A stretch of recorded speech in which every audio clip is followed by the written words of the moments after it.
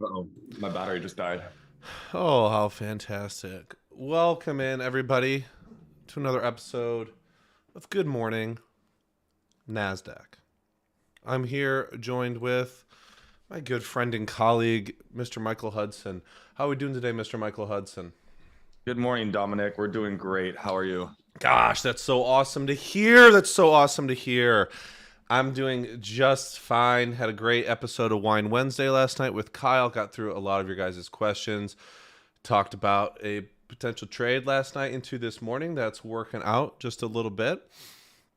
And we're going to get right back into it today on Good Morning NASDAQ. If you haven't already, make sure to hit that thumbs up button. Really helps the YouTube algorithm over here at Clover Trading YouTube. Make sure you're checking out our weekly posts, our weekly videos.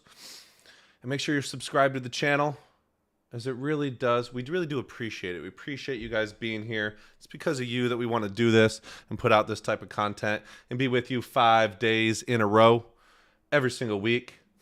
Live in the mornings, live on Wednesday nights. We love doing it. So show us your appreciation by hitting that like button and subscribing to the channel.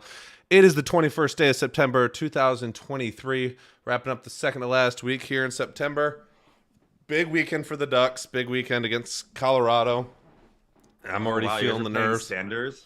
Yeah, hopefully That's putting an scary. end to this, end to all the casual fans out there in college football land right now that haven't had the blood, sweat, and tears for the last 20 years doing it. I'm a Colorado fan. I see exactly, I got to exactly. root for the Sanders. That's exactly. So I'm hoping Yeah. it's a healthy win. But all right, let's Right. jump right into it today. Let's take a look at some gappers. I'm already noticing a theme that we've been talking about here on Good Good morning, Morning NASDAQ. NASDAQ, where I'm going to head over to the Skinner.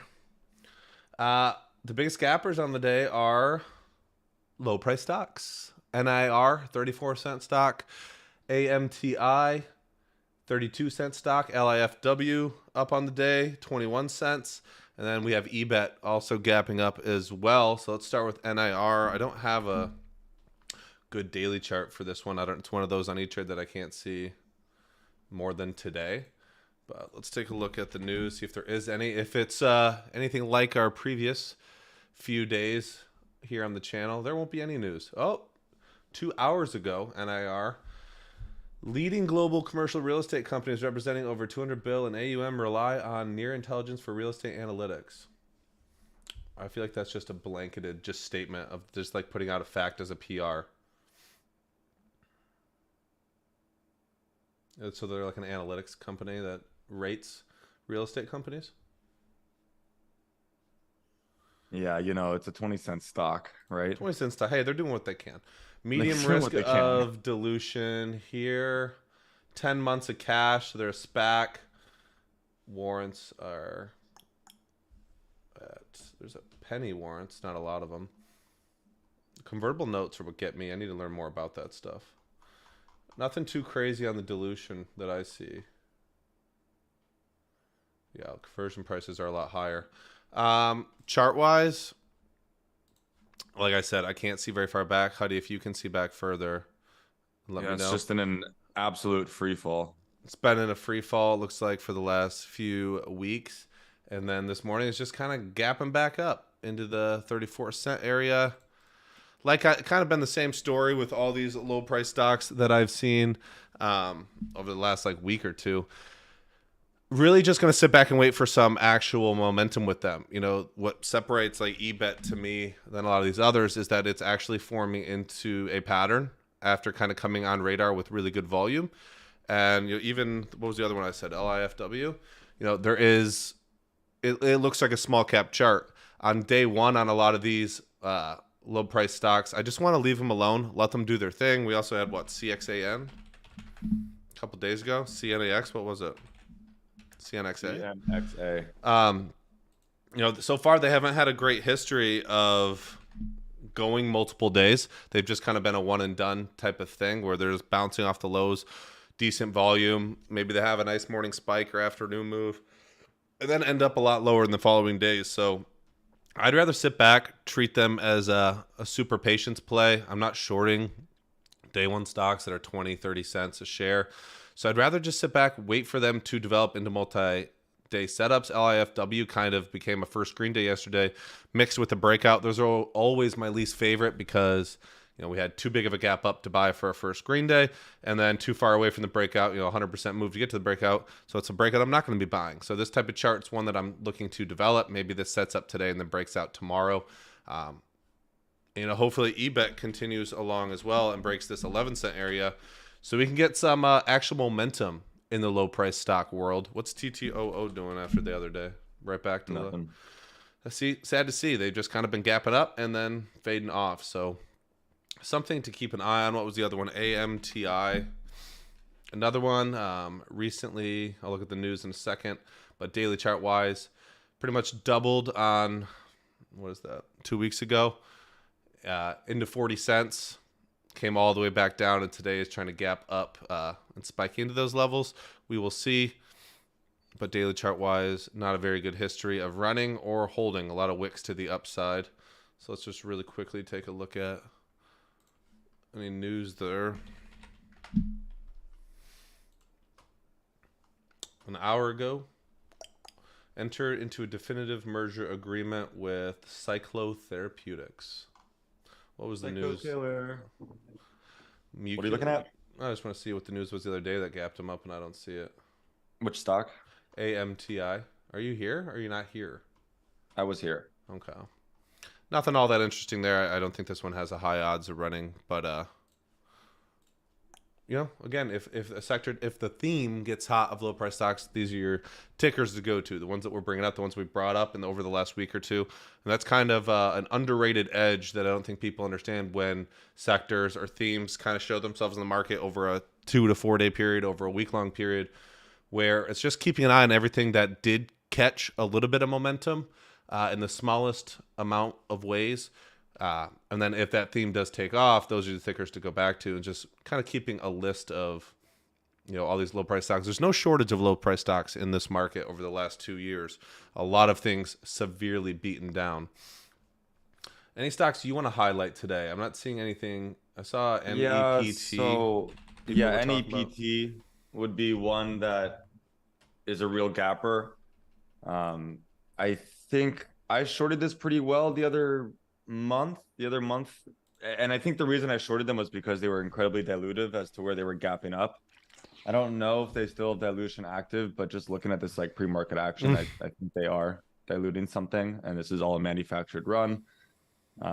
We just broke to new lows on the pre-market. Yeah, so I mean, there's not much for me to really to talk about. I just think that is a dilutive gapper that is gapping, and I'm not certain where the dilution lies. I was certain before the reverse split where it was when it had gapped back in August, but now I guess the dilution is still up there at $13.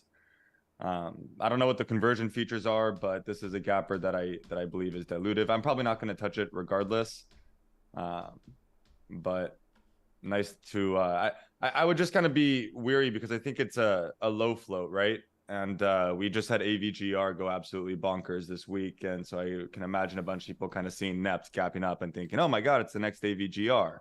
But understanding that their share structure is wildly different. So that one is to be careful if you are just trying to trade it. Yeah, and we're only up 20% now. Like you said, complete fade off pre-market. I don't trade pre-market really ever, but I do want to learn from what it's the price action. The price action here is fairly extremely bearish following a quick spike. Volume comes in, and then almost immediately after, the top is in. And let's not forget that it's spiking into a lot of resistance at pretty much every level up from the last few weeks. You said AVGR there. Let's take a look at this one. Pretty funky low float stock we've watched over the last few days now. First time that it is. Is this the first gap down? It is the first gap down. Not the first time it's red, but something. The nice thing about multi-day runs is like you get some time to get to know them, right? And I think that's what is best. Like even like when Dom was talking about EBET, a moment ago, like we've had some time to get to know what EBET really is, and that's why it has our attention now, because we understand that it's given us multiple days to understand how it likes to move, what it likes to move on, where a long's positioned, where a short's positioned, etc. Just with AVGR, the difference today is that it's weak, right? Every other day in the after hours, it's spiked really big, or in the pre-market, it is spiking. And today it's gapping down. And after hours yesterday, it was gapping down, which is a huge trend shift. I do think that they have some kind of ATM that is available to be sold today, although it's not very big in terms of the share count. That I think if they sell like 170,000 shares, like their ATM is done. And given that every candle every 2 minutes is 170,000 shares, I think they could sell that pretty easily and it not be that influential in terms of edge. But either way, we do have a weak stock for finally. But it's a low float, so if it squeezes and everyone's on the same side of the trade, everyone's going for a ride. you know. Yeah, and I have on my screen here the chart. Pretty significant trend line that the stock's been on for literally since the first print it had. And this is the first time it's really well below it, sitting below it, staying below it. You never quite know if it's a trap or not, but it has been 3 days where it's kind of put shorts through the ringer. You also have, I think people were talking about it, pretty expensive borrows. Is that confirmed? I mean, it was up until today, and today they're quite reasonable. Oh, are they? Okay. I saw someone say Yeah. $24 for 100 shares or something. It was like 25 cents plus every single day, but now it's like 7. Okay, that's not bad at all. Yeah, so one that you would expect to see fade today below the trend line. 3 days a big move, 4 to 15 over a triple there. Not one for me though. Just really too funky, too choppy, just up and down. Hard to actually. I really prefer something that extends itself away from recent consolidation, and this one feels like it has consolidation at every single level along the way, which would make planning out the trade in terms of risk reward really uncomfortable. And understanding how patient to be would be a little difficult as well. With that being said, it probably just fades perfectly, like 40% today. Anywhere else you want to take this? Any questions today? Yeah, I'm glad you kind of went over the EBET Life W stuff. That stuff was, I think, in my opinion, predictable in this market environment. And the biggest reason that stuff was predictable is because we've been doing Good Morning NASDAQ. And, we have this big multi-day chart and a cheap stock that likes to trade 400 million shares. And every other day we have a new stock that's trading 400 million shares. So picking up on that theme, really nice. I don't have a position in it, and it makes me sad, but I'm sure there will be another opportunity if I just keep my eyes on it and stick to the patterns and wait for construction within the chart. Just kind of looking at the gappers real quick. Yeah, someone brought up SGBXV. Like, what about the biggest gapper on the day? It's up 100 or 200%. That's not a real stock, correct? That's like common stock of SGBX. Yeah, we're not. I'm not going to look at that one. We're not trading stuff like that. Yeah, that's a weird thing. Distribution when issued. Yeah, anytime you see weird tickers like that, I don't know what the V like stands a V at for. the end. Yeah, I'd like I'm to good know. on that.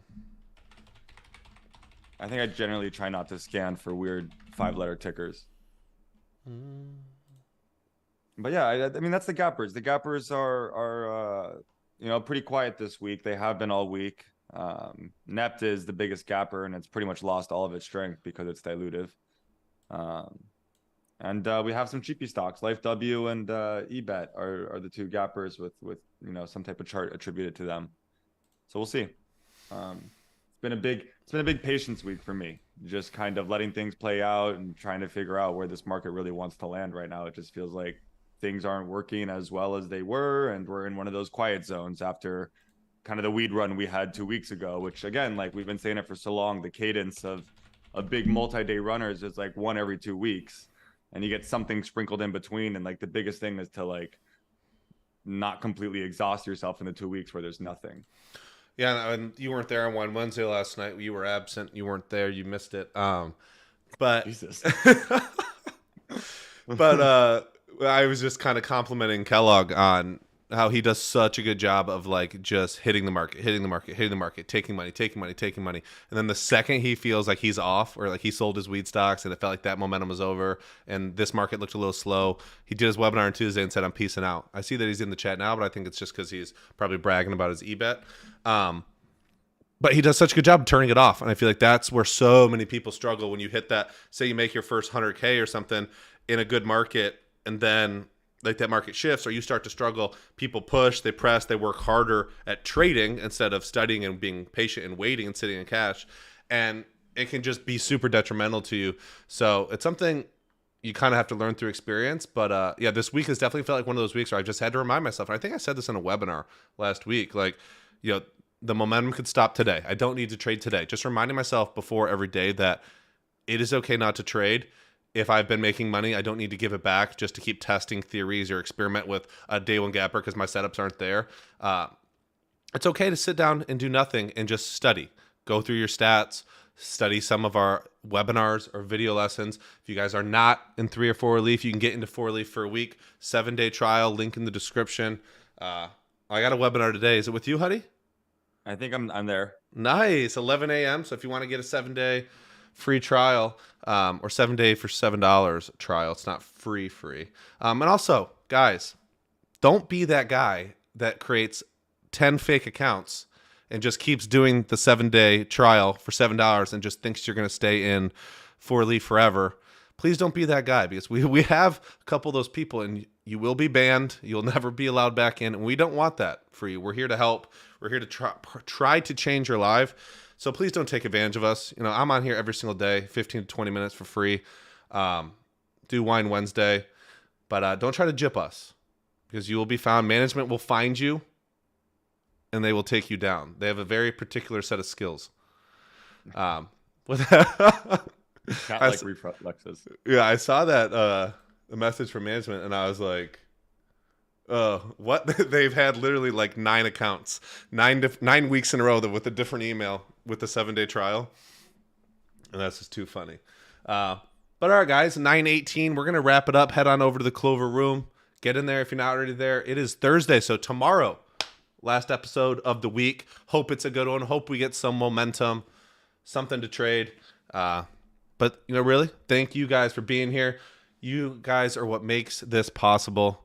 Even though Huddy wasn't there last night on Wine Wednesday, we forgive him. We're okay with it. And he'll be here tomorrow morning. Look how dark it is outside for him. He's pushing through as well. It's 6 a.m. there? It's 6 a.m. It's brutal. But all right, guys. We'll see you tomorrow morning, 9 a.m., same place. And then we'll see you in the Clover room. And we have a webinar today at 11 a.m. Happy Halloween.